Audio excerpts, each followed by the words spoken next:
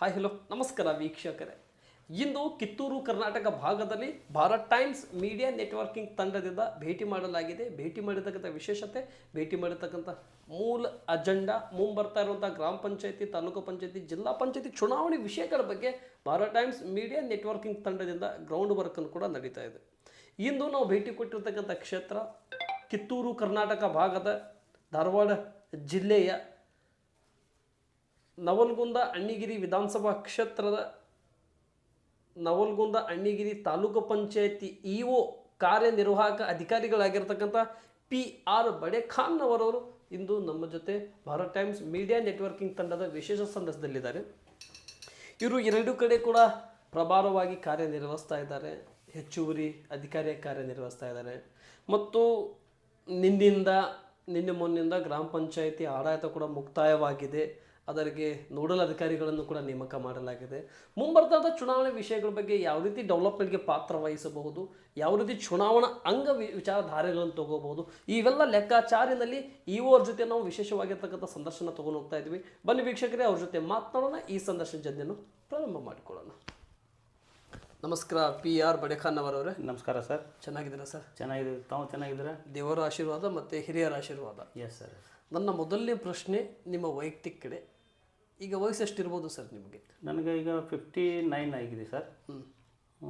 59 ವರ್ಷ, 60 ವರ್ಷ ಚಾಲ್ತಿಯಲ್ಲಿದೆ. ಎಸ್. IDPI ಡಿಪಾರ್ಟ್ಮೆಂಟಿಗೆ ಜಾಯ್ನಿಂಗ್ ಆಗಿ ಎಷ್ಟು ವರ್ಷ ಸರ್ ನೀವು? 1993 ನಾನು ಜಾಯ್ನ್ ಆಗಿದ್ದು.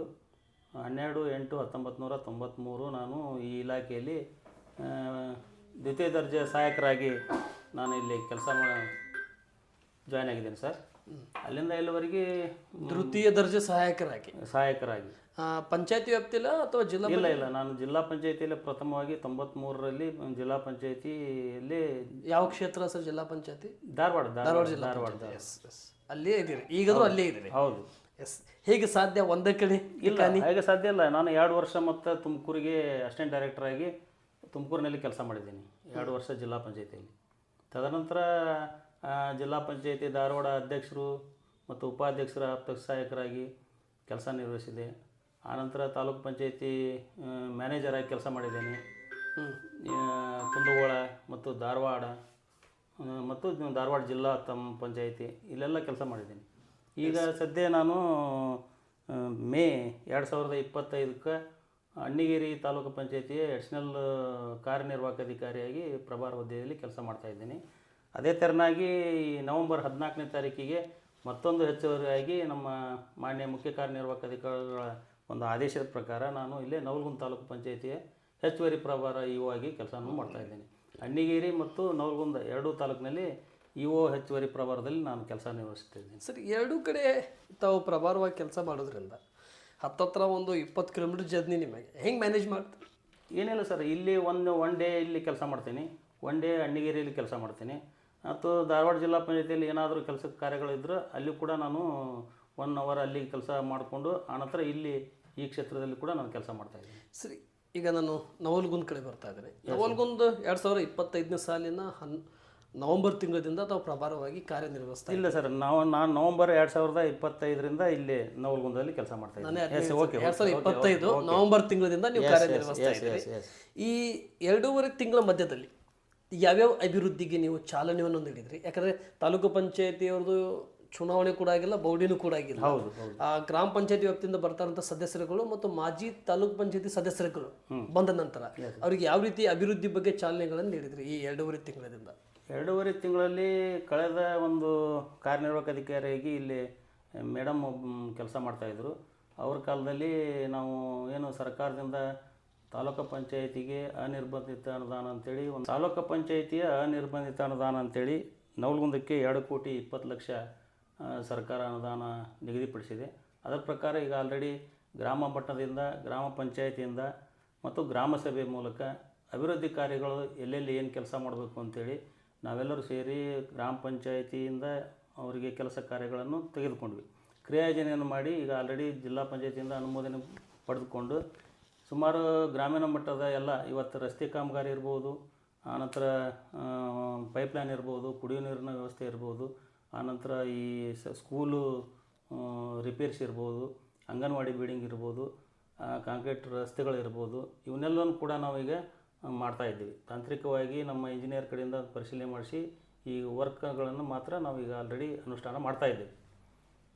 ಸರಿ ಸರ್, ಈ ಪಂಚಾಯತಿ ವ್ಯಾಪ್ತಿಯಲ್ಲಿ ಪಿ ಡಿ ಅವರಿಗೆ ಅಭಿವೃದ್ಧಿಗೆ ಜಾಗೃತಿ ಮೂಡಿಸೋದಾಗಿರಲಿ, ಕರ ವಸೂಲಿಗಳನ್ನಾಗಿರಲಿ, ಈ 2.5 ತಿಂಗಳಿಂದ ಹಿಂದಿನ ಯುವ ಆಫೀಸರ್ ಆಗಿರತಕ್ಕಂಥ ಭಾಗ್ಯಶ್ರೀ ಅವ್ರ ಮೇಡಮ್ ಅವ್ರು ಹೋದಾಗಿಂದ ನಿಮಗೆ ಪ್ರಭಾರವಾಗಿ ನಿಮಗೆ ಸ್ಥಾನ ಸಿಕ್ಕಾಗಿಂದ ಗ್ರಾಮ ಪಂಚಾಯತಿ ವ್ಯಾಪ್ತಿಯಲ್ಲಿ ಕರ ವಸೂಲಿಗಳ ಬಗ್ಗೆ, ನಿಧಿ ಒಂದರ ಬಗ್ಗೆ ಮತ್ತು ಈ 2.5 ತಿಂಗಳಿಂದ ಯಾವ ರೀತಿ ಜಾಗೃತಿಗೆ ಪಾತ್ರ ವಹಿಸಿದ್ರಿ?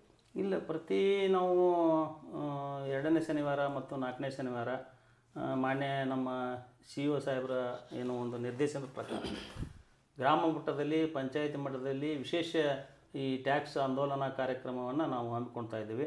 ಬೆಳಗಿನ ಜಾವ 7 ಗಂಟೆಯಿಂದ ಸಾಯಂಕಾಲ ರಾತ್ರಿ 9 ಗಂಟೆವರೆಗೂ ಕೂಡ ನಾವು ಗ್ರಾಮ ಮಟ್ಟದಲ್ಲಿ ಕರ ವಸೂಲಾತಿ ವಿಶೇಷ ಆಂದೋಲನವನ್ನು ನಾವು ಈಗ ಆಲ್ರೆಡಿ ಚಾಲ್ತಿಯಲ್ಲಿಟ್ಟಿದ್ದೇವೆ. ಪ್ರತಿ ತಿಂಗಳೂ ಮಾಡ್ತಾ ಇದ್ದೇವೆ ಮತ್ತು ಸಾರ್ವಜನಿಕರಿಂದ ಕೂಡ ಹೆಚ್ಚಿನ ಒಂದು ಕರ ವಸೂಲಾತಿ ಆಂದೋಲನದಲ್ಲಿ ಕೂಡ ಭಾಗವಹಿಸ್ತಾ ಇದ್ದಾರೆ. ನಮಗೆ ಪಂಚಾಯತಿಗಳಿಗೆ ಆದಾಯ ಜಾಸ್ತಿ ಈಗ ವಸೂಲಾತಿ ಆಗ್ತಾ ಇದೆ. ಅದ ವಸೂಲಾದಂಥ ಅನುದಾನವನ್ನು ಕೂಡ ಅದೇ ಗ್ರಾಮದಲ್ಲಿ ನಾವು ಅಭಿವೃದ್ಧಿ ಕೆಲಸಗಳಿಗೆ ನಾವು ಉಪಯೋಗ ಮಾಡ್ತಾ ಇದ್ದೀವಿ. ಸರಿ, ಓಕೆ. ಇಲ್ಲಿಂದ ತಾವು ಅಣ್ಣಿಗಿರಿಗೆ ಮೊದಲಿಗಿದ್ದಂಥ ಸಂದರ್ಭದಲ್ಲಿ ಅಲ್ಲಿಯ ಕಡಿಮೆ ಪಂಚಾಯತಿಗಳು, ಇಲ್ಲಿಯ ಹೆಚ್ಚಿಗೆ ಪಂಚಾಯತಿಗಳು, ಇಲ್ಲಿ ಬರುವಂಥ 16 ಪಂಚಾಯತಿಗಳು, ಅಲ್ಲಿ ಬರುವಂಥ 8-9 ಪಂಚಾಯತಿ 9 ಪಂಚಾಯತಿಗಳನ್ನು ಯಾವ ರೀತಿ ಆ ಪಂಚಾಯತಿಗೆ ಡೆವಲಪ್ಮೆಂಟಿಗೆ ಮತ್ತು ತಮ್ಮ ಒಂದು ಆಡಳಿತದಲ್ಲಿ ಸಿ ಒ ಅವರ ಸಮ್ಮುಖದಲ್ಲಿ, ಜಿಲ್ಲಾ ಪಂಚಾಯತಿಯವರ ಸಮ್ಮುಖದಲ್ಲಿ ಮತ್ತು ಜಿಲ್ಲಾ ಉಸ್ತುವಾರಿಯವರ ಸಮ್ಮುಖದಲ್ಲಿ ಮತ್ತು ಶಾಸಕರ ಸಮ್ಮುಖದಲ್ಲಿ, KDP ಸಭೆಯಲ್ಲಿ ಜನಸಾಮಾನ್ಯರಿಂದ ಬಂದಿರತಕ್ಕಂಥ 2 ಕಡೆಯಿಂದ ಪ್ರಶ್ನೆಗಳನ್ನು ಯಾವ ರೀತಿ ಅಲ್ಲಿ ಆ ಸಭೆಯಲ್ಲಿ ಇಡ್ತಿದ್ರಿ ಸರ್? ಯಾವ ರೀತಿ ಆ ಸಭೆಯಿಂದ ತೊಗೊಂಬಂದು ಇಲ್ಲಿ ಡೆವಲಪ್ಮೆಂಟಿಗೆ ಮಂಡನೆ ತೊಗೊತಿದ್ರಿ ತಾವು? ಸರ್, ಈಗ ಆಲ್ರೆಡಿ ಸನ್ಮಾನ್ಯ ನಮ್ಮ ಜಿಲ್ಲಾ ಉಸ್ತುವಾರಿ ಸಚಿವರು ಒಂದು ಸಾರ್ವಜನಿಕ ಸಂಪರ್ಕ ಸಭೆ ಕೂಡ ಅಣ್ಣಿಗೇರಿ ಪಟ್ಟಣದಲ್ಲಿ ನಾವು ಜರುಗಿಸಿದ್ವಿ. ಕಳೆದ 2 ತಿಂಗಳ ಹಿಂದ್ಗಡೆ ಜನತಾ ದರ್ಶನವನ್ನು ಕೂಡ ನಾವು ಮಾಡಿದ್ದೀವಿ. ಅಲ್ಲಿ ಬಂದಂಥ ಸಾರ್ವಜನಿಕರಿಂದ ಬಂದಂಥ ಅಭಿವೃದ್ಧಿ ಕೆಲಸಗಳ ಬಗ್ಗೆ ಆಗಲಿ ಅಥವಾ ಯಾವುದೋ ಒಂದು ಅಹವಾಲುಗಳನ್ನು ನಾವು ಪಡೆದುಕೊಂಡು ಆಲ್ರೆಡಿ ನಾವು ಈಗ 2.5 ತಿಂಗಳಲ್ಲಿ ಅವನ್ನು ಡಿಸ್ಪೋಸಲ್ ಮಾಡಿದ್ದೀವಿ. ಕೆಲವೊಂದಿಷ್ಟು ಎಲ್ಲನೂ 99% ಇವತ್ತು ಅವರು ಸನ್ಮಾನ್ಯ ಸಚಿವರು ಏನು ನಮಗೆ ನಿರ್ದೇಶನ ಕೊಟ್ಟಿದ್ದರು ಆ ಪ್ರಕಾರ ಎಲ್ಲ ಕೆಲಸ ಕಾರ್ಯಗಳನ್ನು ನಾವು ಅಲ್ಲಿ ಮಾಡಿದ್ದೀವಿ. ಅದರ ತರವಾಗಿ ಗ್ರಾಮೀಣ ಮಟ್ಟದಲ್ಲಿ ಕೂಡ ಕೆಲವೊಂದಿಷ್ಟು ವಿಶೇಷವಾಗಿ ಅನುದಾನ ಬೇಡಿಕೆ ಇದೆ. ಅದರ ಪ್ರಕಾರ ನಾವು ಈಗ ಯೋಜನಾ ಸಮಿತಿ ಒಂದು ಜಿಲ್ಲಾ ಮಟ್ಟದಲ್ಲಿ ನಮಗೇನು ನಿರ್ದೇಶನ ಕೊಟ್ಟಿತ್ತು ಅದರ ಪ್ರಕಾರ ಗ್ರಾಮ ಮಟ್ಟದಿಂದ ಕೂಡ ನಾವು ಹೆಚ್ಚಿನ ಒಂದು ಅನುದಾನ ಕೋರಿ ಬಂದಂಥ ಪ್ರಸ್ತಾವನೆಗಳನ್ನು ಈಗ ಆಲ್ರೆಡಿ ಕ್ರಿಯಾಯೋಜನೆ ಮಾಡಿ ನಾವು ಜಿಲ್ಲಾ ಪಂಚಾಯತಿಗೆ ಅದನ್ನು ಅನುಮೋದನೆಗೆ ಕೊಟ್ಟಿದ್ದೀವಿ ಸರ್.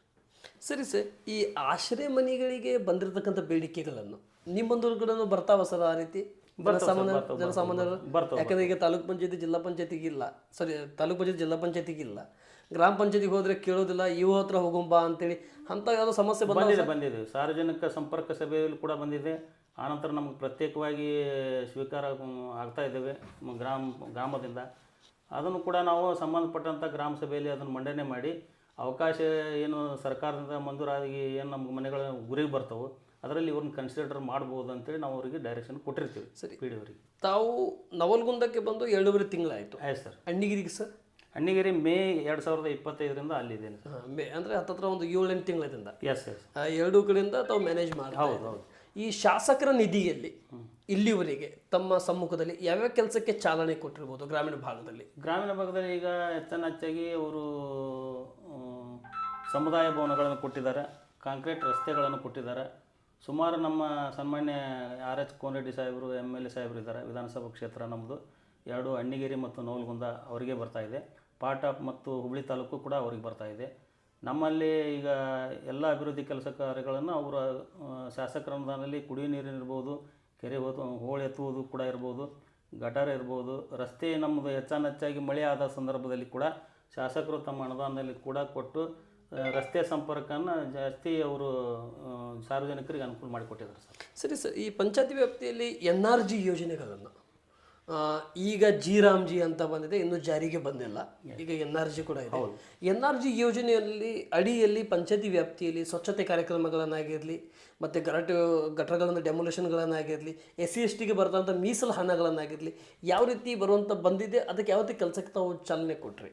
ಈಗ ಸುಮಾರು ನಮ್ಮ ನವಲಗುಂದ ತಾಲೂಕಿನಲ್ಲಿ 2,22,000 ಮಾನವ ದಿನಗಳ ಗುರಿಯನ್ನು ಕೊಟ್ಟಿದ್ದರು. ಸರ್ಕಾರದಿಂದ, ಜಿಲ್ಲಾ ಪಂಚಾಯತಿಯಿಂದ. ಈಗ ಆಲ್ರೆಡಿ ನಾವು ಎಷ್ಟು 1,42,000 ಮಾನವ ದಿನಗಳಲ್ಲಿ ಅಷ್ಟು ಜನರಿಗೆ ನಾವು ಉದ್ಯೋಗ ಕೊಟ್ಟಿದ್ದೀವಿ ಈ NREG ಯೋಜನೆಯಲ್ಲಿ. ಅವರು ಕೃಷಿ ಹೊಂಡ ಮಾಡ್ಕೊಂಡಿರ್ಬೋದು, ಬದು ನಿರ್ಮಾಣ ಮಾಡ್ಕೊಂಡಿರ್ಬೋದು, ಆನಂತರ ಅವರು ಕೃಷಿ ಹೊಂಡ ಮತ್ತು ಬದು ನಿರ್ಮಾಣ ಮತ್ತು ಅವರು ರಸ್ತೆ ಈ ಥರ ಎಲ್ಲ ಕೆಲಸ ಕಾರ್ಯಗಳನ್ನು ನಾವು ಕೊಟ್ಟಿದ್ದೀವಿ, ಮಾಡ್ತಾ ಇದ್ದಾರೆ. ಅಂದರೆ ಗ್ರಾಮೀಣ ಮಟ್ಟದ ಕೃಷಿ ಕೂಲಿಕರಿಗೆ ಅಲ್ಲೇ ಉದ್ಯೋಗ ಮಾಡಿ ಅಲ್ಲೇ ಅವ್ರಿಗೆ ಹೆಚ್ಚಿನ ಒಂದು ಆರ್ಥಿಕ ಅಂದರೆ ಆರ್ಥಿಕ ನೆರವಿಗೆ ಬೆಂಬಲವಾಗಿ ನಾವು ಸರ್ಕಾರದ ಎಲ್ಲ ಯೋಜನೆಗಳನ್ನು ಅವ್ರಿಗೆ ತಲುಪಿಸ್ತಾ ಇದ್ದೀವಿ. Yes, okay. ನಾನು ಸಮಯದ ವಿಚಾರ ಮಾಡ್ತಾ ಕೊನೆ ಹಂತಕ್ಕೆ ಬರ್ತಾ ಇದ್ದೇನೆ. ಬಡೆ ಖಾನ್ ಅವರು ಎರಡೂ ಕಡೆ ಏನು ಕನಸು ಇಟ್ಕೊಂಡು ಬಂದಿದ್ರಿ? ನನಗೊಂದು ಪ್ರಭಾರವಾಗಿ ಅವಕಾಶ ಸಿಗ್ತಾ ಇದೆ, ಜಿಲ್ಲಾ ಪಂಚಾಯತಿಂದ ನಾನು ನೇರವಾಗಿ ತಾಲೂಕ್ ಪಂಚಾಯತಿಗೆ ಬರ್ತಾ ಇದ್ದೇನೆ. ಏನು ಕನಸು ಇಟ್ಕೊಂಡು ಬಂದಿದ್ರಿ? ಈ ರೀತಿ ನನಗೊಂದು ಸಿಕ್ಕಿರ್ತಕ್ಕಂಥ ಆಡಳಿತ್ವದಲ್ಲಿ ಏನಾದರೂ ನನ್ನ ಈ ರೀತಿ ಅಭಿವೃದ್ಧಿಗೆ ಬದಲಾವಣೆ ಮಾಡಬೇಕು, ಈ ರೀತಿ ಕನಸನ್ನು ಕಾಣೋದು ಸಹಜ, ತಪ್ಪಲ್ಲ. ಆದರೆ ಅದನ್ನು ಜಾರಿ ಮಾಡಬೇಕಂದ್ರೆ ಅದಕ್ಕಿರುವಂಥ ಕಷ್ಟನೇ ಅಷ್ಟು. ಯಾವ್ಯಾವ ಕನಸು, ಡ್ರೀಮ್ ಏನು ಇಟ್ಕೊಂಡು? ಏನಿಲ್ಲ ಸರ್, ನಾನು ಗ್ರಾಮೀಣ ಮಟ್ಟದಿಂದ ಓದಿ ಒಂದು ನಮ್ಮ ತಂದೆಯವರ ಕಾಲದಲ್ಲಿ ಕೂಡ ನಮ್ಮ ತಂದೆಯವರು ಕೂಡ ಪಂಚಾಯಿತಿ ಕಾರ್ಯದರ್ಶಿಯವರೇ ಕೆಲಸ ಮಾಡಿದ್ದಾರೆ.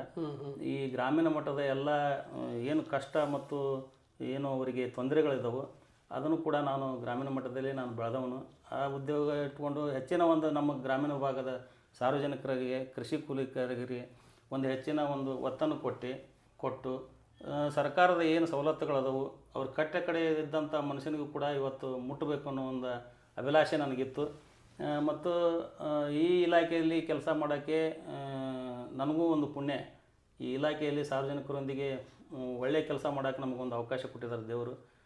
ಮೊದಲೇದಾಗಿ ನಾವು ಎಲ್ಲ ಸಾರ್ವಜನಿಕರಿಗೆ ಮತ್ತು ನನ್ನ ಎಲ್ಲ ಏನು ಇಲ್ಲಿವರೆಗೆ ನನಗೇನು ತೊಗೊಂಬಂದಿದ್ದಾರೆ ನನ್ನ ಅಧಿಕಾರಿಗಳಾಗಲಿ ನನಗೆ ಭಾಳ ಹೆಲ್ಪ್ ಮಾಡಿದ್ದಾರೆ.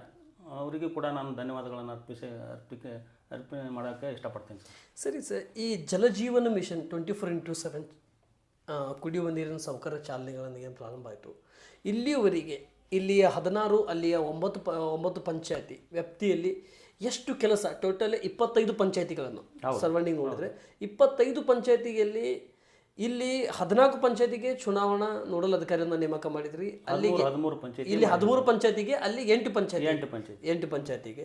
ಈ ಎರಡೂ ಕಡೆಯಿಂದ ನೋಡೋದ್ರಿಂದ ಯಾವ ರೀತಿ ಅಭಿವೃದ್ಧಿಗೆ ಈಗಿನ ಸಂದರ್ಭದಲ್ಲಿ ಆಗಿರಲಿ, ಹಿಂದಿನ ಸಂದರ್ಭದಲ್ಲಿ ಆಗಿರಲಿ, ಯಾವ ರೀತಿ ಪ್ರಯತ್ನ ಪಡ್ತಾ ಇದ್ರಿ? ಇಲ್ಲ ಸರ್, ಈಗ ಜಲಜೀವನ್ ಮಿಷನ್ ಬಗ್ಗೆ ಯಾವ ರೀತಿ ಕಂಪ್ಲೀಟ್ ಆಗಿದೆ, ಈಗ ನೋಡಲ್ ಅಧಿಕಾರಿ ಬಂದಾಗಿಂದ ಅಭಿವೃದ್ಧಿಯನ್ನು ಯಾವ ರೀತಿ ಮುಂದೆ ಹೋಗುತ್ತೆ? ಈಗ ನಾನು ಪ್ರಥಮವಾಗಿ ಏನಂತಂದ್ರೆ, ಮೊದಲು ನಮ್ಮಲ್ಲಿ ಇಲೆಕ್ಟೆಡ್ ಬಾಡಿ ಇತ್ತು. ಈಗ ಗ್ರಾಮ ಪಂಚಾಯತಿಗೆ ಅಧ್ಯಕ್ಷರು, ಸದಸ್ಯರು, ಉಪಾಧ್ಯಕ್ಷರು ಎಲ್ಲರೂ ಸೇರಿ ಆ ಗ್ರಾಮದವರು, ಆ ಗ್ರಾಮದ ಭಾಗದಲ್ಲಿ ಇರ್ತಕ್ಕಂಥ ಸದಸ್ಯರು ಆಯ್ಕೆಯಾಗಿ ಅಲ್ಲಿ ಅಭಿವೃದ್ಧಿ ಕೆಲಸಗಳನ್ನು ಮಾಡ್ತಾಯಿದ್ರು. ಅಲ್ಲಿ ನಮ್ಮ ಪಂಚಾಯತಿ ಅಭಿವೃದ್ಧಿ ಅಧಿಕಾರಿಗಳು ಕೂಡ ಅವ್ರಿಗೆ ಸಾಥ್ ಕೊಟ್ಟು ಕೆಲಸ ಮಾಡ್ತಾಯಿದ್ರು. ಈಗ ಸದ್ಯ ಏನಾಗಿದೆ ಅಂತಂದರೆ, ಸರ್ಕಾರ ಅವ್ರದ್ದು 5 ವರ್ಷ ಅವ್ರದ್ದು ಈ ವ್ಯವಸ್ಥೆಯಲ್ಲಿ ಅಧಿಕಾರಾವಧಿ ಮುಕ್ತಾಯವಾಗಿದ್ದರಿಂದ ಮೊನ್ನೆ 2ನೇ ತಾರೀಕಿನಿಂದ ಆಡಳಿತಾಧಿಕಾರಿಗಳ ಒಂದು ಏನು ಮಾನ್ಯ ಜಿಲ್ಲಾಧಿಕಾರಿಗಳು ಈಗ ಆಲ್ರೆಡಿ ಆದೇಶವನ್ನು ಹೊರಡಿಸಿದ್ದಾರೆ. ಅದರ ಪ್ರಕಾರ ನಾವೆಲ್ಲ ಅಧಿಕಾರಿಗಳು ಕೂಡ ಈಗ ಅದನ್ನು ಆದೇಶವನ್ನು ಕೂಡ ನಾವು ಜಾರಿ ಮಾಡಿದ್ದೀವಿ. ಈಗ ಅವರು ಆಡಳಿತಾಧಿಕಾರಿಗಳಾಗಿ ಗ್ರಾಮ ಪಂಚಾಯತಿ ಅಧ್ಯಕ್ಷರು ಮತ್ತು ಉಪಾಧ್ಯಕ್ಷರ ಕರ್ತವ್ಯಗಳು ಏನದವು ಪಂಚಾಯತ್ ರಾಜ್ ಆ್ಯಕ್ಟ್ನಲ್ಲಿ ಅದನ್ನು ಅವರಿಗೆ ಚಾಲನೆ ಮಾಡಿ ಕರ್ತವ್ಯ ನಿಭಾಯಿಸೋಕ್ಕೆ ನಾವು ನಿರ್ದೇಶನ ಕೊಟ್ಟಿದ್ದೀವಿ.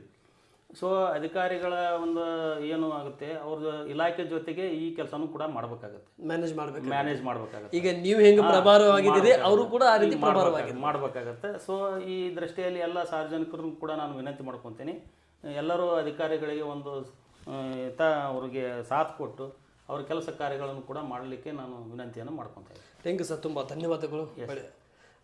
PR ಬಡೆ ಖಾನ್ ಅವರವರೇ ಇಷ್ಟೊತ್ತಿವರೆಗೆ ನಮ್ಮ ಜೊತೆ ಮಾತನಾಡಿದ್ದಕ್ಕೆ. ಕೊನೆಯದಾಗಿ ತಮಗೆಲ್ಲ ಚುನಾವಣಾ ಪ್ರತಿನಿಧಿಯವರು ಮಾಜಿಯವರಿಗೆ, ಮೊನ್ನೆಯಿಂದ ಮಾಜಿ ಆಗಿದ್ದಾರೆ, ಆ ಮಾಜಿಯವರಿಗೆ ಮತ್ತು ಹಾಲಿ ಅಧಿಕಾರಿಯವರಿಗೆ ಒಂದು ಸಂದೇಶ ಕೊಡೋದಾದ್ರೆ ಆ ಸಂದೇಶ ಏನು ಕೊಡ್ಲಿಕ್ಕೆ ಇಷ್ಟಪಡ್ತೀರಿ ಎರಡೂ ಕಡೆಯಿಂದ 21 ಪಂಚಾಯತಿಗಳಿಗೆ? ಇಲ್ಲ ಸರ್, ಏನಾಗಿದೆ ಅಂತಂದ್ರೆ, ಈಗೇನು ನಮ್ಮ ಅಧ್ಯಕ್ಷರಾಗಲಿ, ಗ್ರಾಮ ಪಂಚಾಯತಿ ಉಪಾಧ್ಯಕ್ಷರಾಗಲಿ, ಗೌರವಾನ್ವಿತ ಎಲ್ಲ ಸದಸ್ಯರಾಗಲಿ ಇಲ್ಲಿವರೆಗೂ ಕೂಡ 5 ವರ್ಷ ಒಳ್ಳೆಯ ಒಂದು ಕಾರ್ಯಚಟುವಟಿಕೆಗಳನ್ನು ನಾವು ಮಾಡಿದ್ದಾರೆ, ಅಭಿವೃದ್ಧಿ ಕೆಲಸಗಳನ್ನು ಕೂಡ ಮಾಡಿದ್ದಾರೆ. ಅವರಿಗೆ ನಾವು ತಾಲೂಕು ಆಡಳಿತ ಮತ್ತು ತಾಲೂಕು ಪಂಚಾಯತ್ ಮತ್ತು ಜಿಲ್ಲಾ ಪಂಚಾಯತ್ ಪರವಾಗಿ ಅವರಿಗೆಲ್ಲರಿಗೆ ಹೃತ್ಪೂರ್ವಕವಾದಂಥ ಅಭಿನಂದನೆಗಳನ್ನು ನಾನು ಹೇಳಲಿಕ್ಕೆ ಇಷ್ಟಪಡ್ತೀನಿ. ಇನ್ನು ಮುಂದುವರೆದು ಈಗೇನು ಮೊನ್ನೆ ಆಡಳಿತಾಧಿಕಾರಿಗಳು ಏನು ಈಗ ಅಧಿಕಾರವನ್ನು ವಹಿಸ್ಕೊಂಡಿದ್ದಾರೆ, ಅವ್ರಿಗೆ ಕೂಡ ಈಗ ಹಿಂದಿನ ಆಡಳಿತದಲ್ಲಿ ಏನಾದರೂ ಹಳೆಯ ಕೆಲಸಗಳು ಮುಂದುವರಿಸೋದಾಗಲಿ, ಹೊಸ ಕೆಲಸಗಳನ್ನು ತೆಗೆದುಕೊಳ್ಳೋದಾಗಲಿ, ಕಾನೂನು ಪ್ರಕಾರ ನಿಯಮಗಳ ಪ್ರಕಾರ ಅವನು ಪ್ರತಿ ತಿಂಗಳು ಅವರು ಸಭೆಗಳನ್ನು ನಡೆಸಿ ಅಲ್ಲಿ ಕೆಲಸ ಕಾರ್ಯಗಳನ್ನು ಮಾಡಲಿಕ್ಕೆ ನಾನು ಸೂಚನೆಯನ್ನು ಕೂಡ ಕೊಡ್ತಾ ಇದ್ದೇವೆ. ಅದರಂತೆ ಅವರು ನಮ್ಮ ಅಧಿಕಾರಿಗಳು ಕೆಲಸ ಮಾಡ್ತಾ ಇದ್ದಾರೆ. ಓಕೆ, ಥ್ಯಾಂಕ್ ಯು, ತುಂಬ ಧನ್ಯವಾದಗಳು. ಇಷ್ಟೊತ್ತುವರೆಗೆ ಬಡೇಖಾನ್ ಅವರೇ ನಮಗೆ ಅವಕಾಶ ಮಾಡಿಕೊಟ್ಟಿದ್ದಕ್ಕೆ ಆ ಭಗವಂತ ತಾವು ಪ್ರಭಾರವಾಗಿ ತಾವು ಕಾರ್ಯನಿರ್ವಹಿಸೋದ್ರಿಂದ ನಿಮಗೆ ಆ ಒಂದು ಅಧಿಕಾರನೇ ಸಿಗಲಿ, ಇನ್ನಷ್ಟು ಅಭಿವೃದ್ಧಿಗೆ ಛಲ ಸಿಗಲಿ. ಯಾಕಂದರೆ ಗ್ರಾಮೀಣ ಭಾಗದಲ್ಲಿ ಬಡೇಖಾನ್ ಅಂದ ತಕ್ಷಣ ಒಳ್ಳೆಯ ಅಧಿಕಾರಿಯವ್ರು ಬಂದಾರೆ, ಹಿಂದುಗಡೆ ಭಾಗ್ಯ ಮೇಡಮ್ ಅವ್ರು ಹೆಂಗಿದ್ರು, ಭಾಗ್ಯಶ್ರೀ ಅವ್ರು ಹೇಗಿದ್ರು ಹಾಗೆ ನಮ್ಗೆ ಬಂದಿದ್ದಾರೆ ಅನ್ನೋಂಥ ಒಂದು ಭಾವನೆ ಕೂಡ ವ್ಯಕ್ತಪಡಿಸ್ತಾ ಇದ್ದಾರೆ. ಆ ಭಾವನೆಗೆ, ಆ ನಿಮ್ಮ ಒಂದು ಅಭಿಲಾಷೆಗೆ ಮತ್ತು ನಿಮ್ಮ ಒಂದು ಅಭಿವೃದ್ಧಿಗೆ ಪಾತ್ರವಾಗಲಿ, ಇನ್ನಷ್ಟು ಅಧಿಕಾರ ಮತ್ತು ಇನ್ನಷ್ಟು ಅಭಿವೃದ್ಧಿ ಕೆಲಸಕ್ಕೆ ಅಧಿಕಾರದಲ್ಲಿ ಸಿಗಲಿ ಅಂತ ಹೇಳ್ತಾ ಸಂದರ್ಶನ ಮುಗಿಸ್ತಾ ಇದ್ದೇನೆ. ನಮಸ್ತೆ. ನಮಸ್ಕಾರ.